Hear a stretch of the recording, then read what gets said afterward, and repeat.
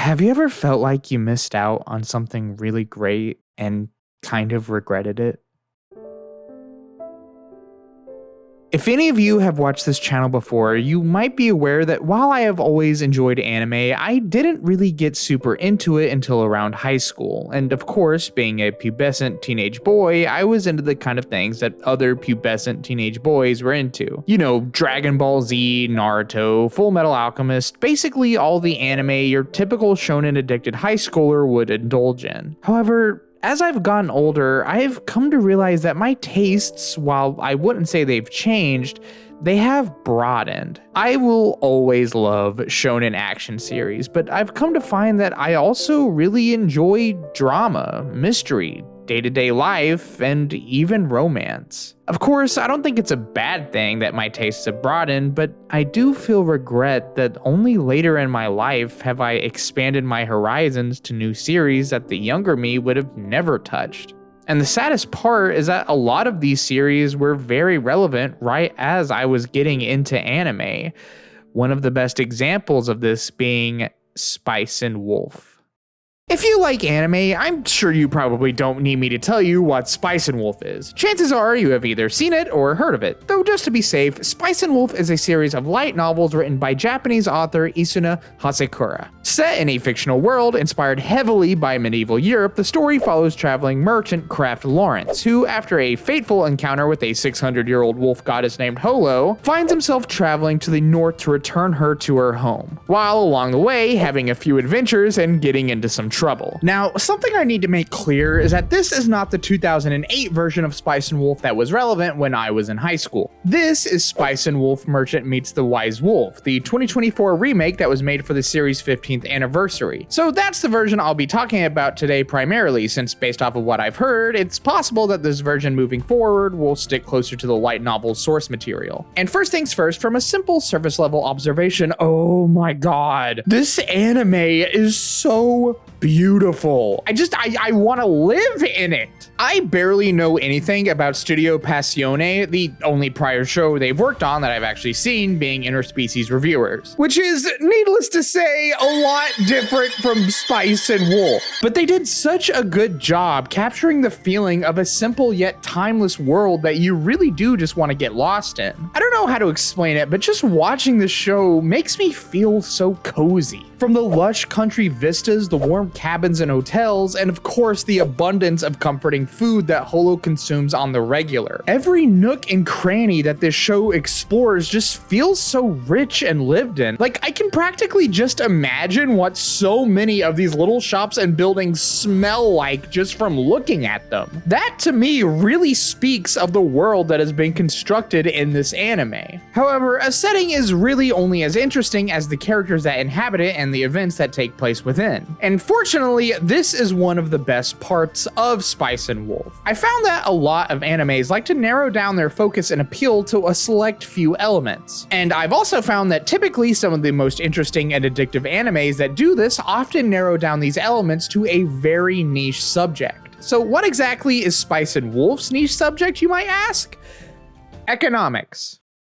Please don't click off the video, I swear it's cool, okay? Economics is really not something that I've ever found myself being really interested in. The idea of someone explaining to me currency purity, market crashes, and supply and demand really sounds like a great formula for putting me to sleep. It's just not really anything that I've ever held any kind of lingering interest in. However, this show, oh my god, this show does such a good job seamlessly implementing economics into both its storytelling and world building that it really made me actually intrigued. Like, I never really thought about the value of the money in my pocket and what gives it that value before I watched this show. And that's just scratching the surface of what this anime dives into. We see the consequences of buying into a market that no longer has value, how those in power attempt to manipulate the economy for their own gain, gains, and how you really need to be aware of the world around you if you wish to make a profit. Like I mentioned before, this world and its economy are fictional, they're not real. Yet you can tell that a lot of research on not only economics, but ancient economics probably went into the construction of this story, which I greatly respect Hasekura for diving into, considering that it is not a simple subject matter, which I actually could see someone seeing that as a potential detriment to this show. Granted, I greatly appreciate how much the show indulges in its world's fictional economy. However, there were times where I did get a little lost in the explanation of certain things, and could see someone dropping the show because of this. However, even if you don't fully understand everything that's being talked about, that's not that big of a deal because the story is still carried by its incredibly likable characters. One of the hardest elements I feel in really just about any anime is when you need to balance all of your characters. You know, make sure they all get an appropriate amount of screen time, make sure they're well written, and also make sure they're fully developed. This is why I have such a fondness for shows that just has the main party of characters traveling across the world, because it allows you to focus on any number of characters and gives you a natural reason for why those characters might be absent in the future. This is something that Spice and Wolf does incredibly well. We cycle through quite a few characters in this anime, and honestly, I've enjoyed every single one we've met so far. They're all very unique, but what stands out to me the most about them is that many of them are fueled by the story's main focus, that being merchantry and economic gain. And this is why our main character, Lawrence, works so well, because he is at the center of all of this. Lawrence is an incredibly kind character, often maybe too kind for his own good. However, he is also a merchant through and through and is consistently driven by his next money-making venture. This, as you can imagine, gets him into a lot of trouble, which honestly kind of threw me for a loop. Like I mentioned before, this anime has a very cozy vibe to it. However, some of these situations that Lawrence finds himself in are just downright dire. I really did not expect this anime to go in some of the directions that it does sometimes, and these moments hit especially hard because of just how kind and unassuming Lawrence is as a character, which is why he pairs so well with the anime's other main character, Holo the wolf goddess. Holo is a very popular character, to the point that she even has an official VTuber, which,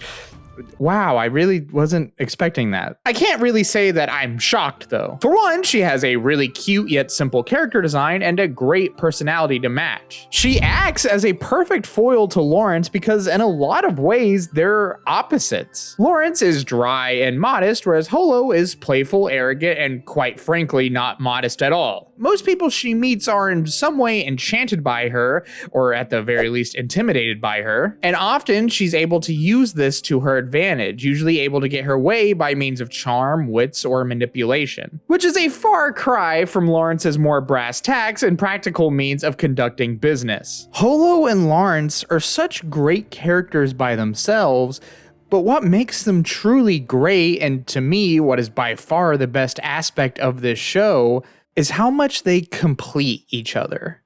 One of Spice and Wolf's themes that stuck out to me the most is the fear of abandonment and loneliness. And these elements are present in both of our main characters. Lawrence lives the life of a traveling merchant, and although he does meet a lot of people through his travels, many times these moments are fleeting, and more often than not, he finds himself alone, sitting on his cart with no one else around him to keep him company. And this is something that he's gotten used to, but he has on occasion lamented that his loneliness has taken up a large chunk of his life. That is, until he met Holo. Now, he's never alone, and you would think that with how boisterous and proud Holo is, that this wouldn't make much of a difference to her. However, if anything, she's equally affected, if not more so, by Lawrence's presence. Holo has made it clear that she has lived for a long time, and in that time has not only lost, but has been abandoned by people she considered close to her. So in reality, despite her strong will, she's terrified of not having Lawrence by her side. The thought of the two being separated scares both of them, and honestly, while watching, it scared me too, because without each other, it feels like these two would just be lost. Sure, both of them can absolutely annoy each other to no end, but they also bring out the best in each other. Thanks to Lawrence, Holo is able to be more compassionate, and thanks to Holo, Lawrence is able to grow more confident and willing to put himself on the line for the things that matter to him. This was something that stood out to me because this is what it's like to just live. Being alone isn't fun. Humans are very social creatures. When we're alone, we're stagnant, self-destructive, and, well, empty. But when you're living in the present, doing the things you love around other people that make you happy, that's when you have the greatest capacity to change and better understand who you are. I said at the beginning of this video that I regretted not knowing about Spice and Wolf when I was first getting into anime, and that's true. I do regret it. I regret allowing a series like this, regardless of what form it was in at the time, to completely pass me by.